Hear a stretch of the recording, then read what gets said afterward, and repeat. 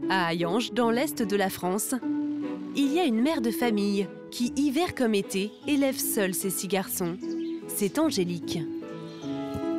Le quotidien de cette maman solo est une suite de petits exploits.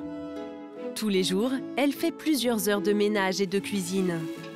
Mais pour elle, l'essentiel est de prendre le temps de discuter avec chacun de ses enfants. Rémi, s'il te plaît, tu peux venir mettre la table? Le temps que je touille une dernière fois. Ce midi, elle a prévu un tête-à-tête avec Rémi, 13 ans. Ouais, toi, c'était bien, c'est bien. Ouais, on a bien rigolé entre copines. Coincé entre 2 paires de jumeaux, l'adolescent se sent parfois un peu seul dans la fratrie. Tu peux prendre un bord, s'il te plaît. Ça nous permet d'avoir nos petits moments à nous aussi. De décompresser chacun de notre côté. Et t'as regardé quoi, je sais pas qui, comme film? Ma naissance. Ah oui, c'est vrai.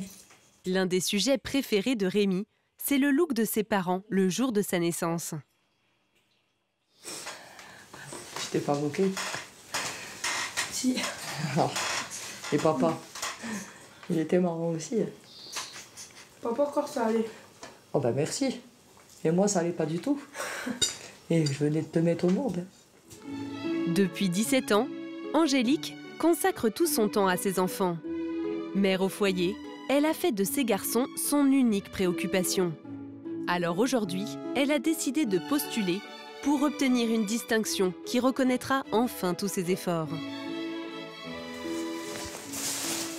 J'ai un petit dossier à faire. C'est le dossier de la médaille de la famille nombreuse.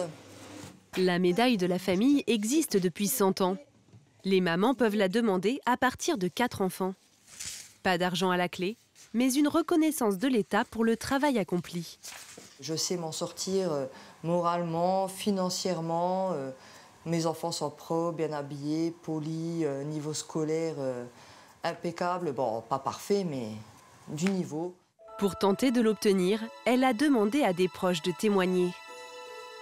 Certains courriers qu'elle vient de recevoir la bouleversent, comme celui de son amie d'enfance, Carole.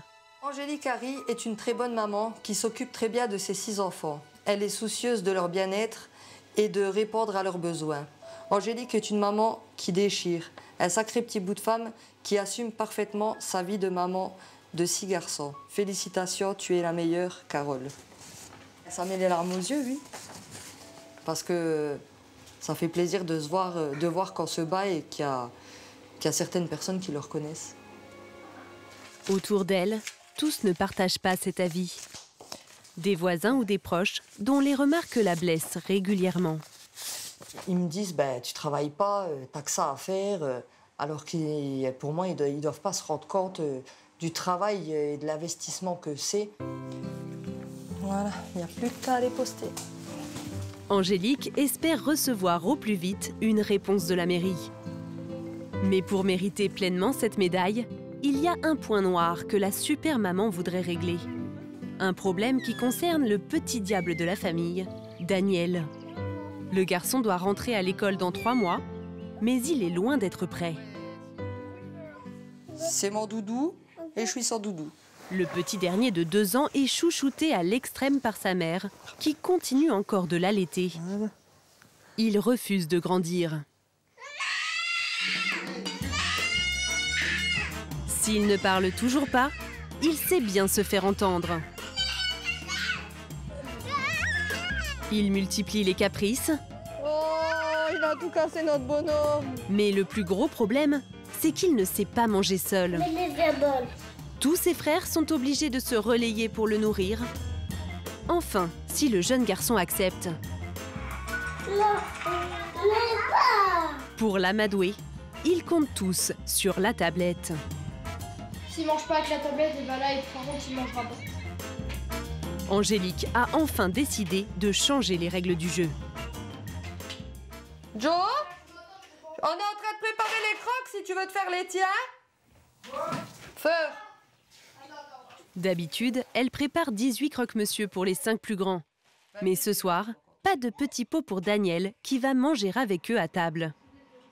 Je vais en faire un peu plus parce qu'on va tester avec Daniel. S'il veut bien manger avec nous, on verra ce que ça donne. Tu veux manger les croque-monsieur? Quoi, non? C'est bon les croque-monsieur? Il dit non, il sait pas ce que c'est. Pour cette grande première, elle a choisi une spécialité qui fait l'unanimité. Je pense que ça va lui plaire, les croque-monsieur, parce qu'il y a du jambon, il y a du fromage, il y a du pain, tout ce qu'aime un enfant. Allez Daniel, on va manger. Tu veux? Tu fais cici? Le petit garçon ne connaît pas encore les règles de bienséance, mais bonne nouvelle, ce soir, il ne se fait pas prier pour manger. Mais il a déjà pris un croque-monsieur. Bah c'est pas grave. Ouah, c'est bon? Je mange à côté de lui tellement il est mignon. Miam miam. Chin, Daniel. Maintenant il faut avec tout le monde. La ditine.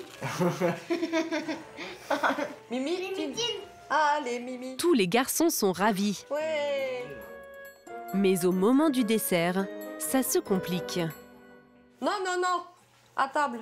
Hop, viens. Tu vas où? Quand Daniel il a tout mangé, il mange le yaourt encore après. Vas-y. Non. Non, où tu vas? Sinon maman elle te met dans la chaise et tu manges le pot, hein. Tu veux faire cici là, on mange?